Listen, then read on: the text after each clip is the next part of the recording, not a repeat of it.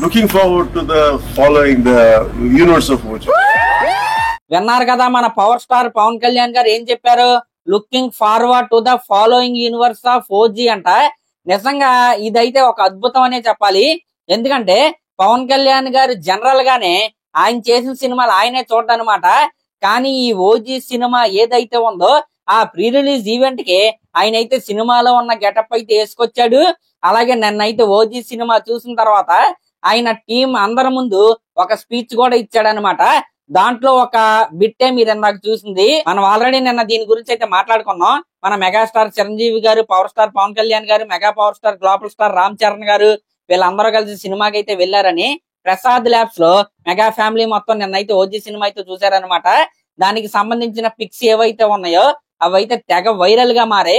ఇంక ఇది పక్కన పెడితే ఫ్యాన్స్ ఎప్పుడెప్పుడా అని వెయిట్ చేస్తున్న ఆ ఓజీ సినిమాకి సంబంధించిన స్పెషల్ సాంగ్ ఏదైతే ఉందో అది ఈ రోజు నుండి సినిమాలో అయితే యాడ్ అయితే చేసేసారనమాట.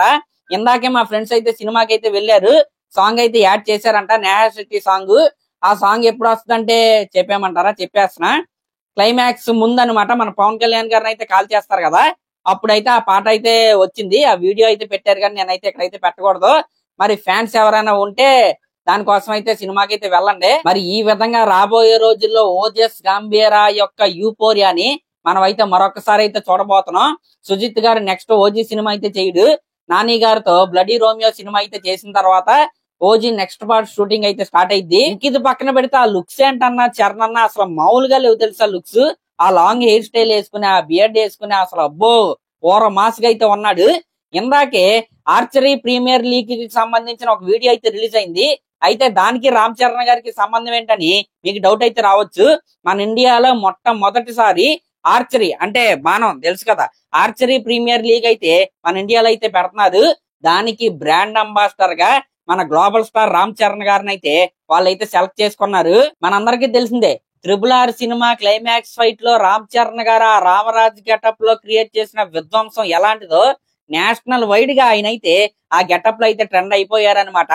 ఆ RRR సినిమా రిలీజ్ అయిపోయిన తర్వాత రామాయణం సినిమాలో ఎవరు హీరోగా యాక్ట్ చేయాలనే టాపిక్ వచ్చినప్పుడల్లా అందరూ ముక్త కంఠంతో రామ్ చరణ్ గారి పేరే చెప్పడం అయితే మొదలు పెట్టారనమాట.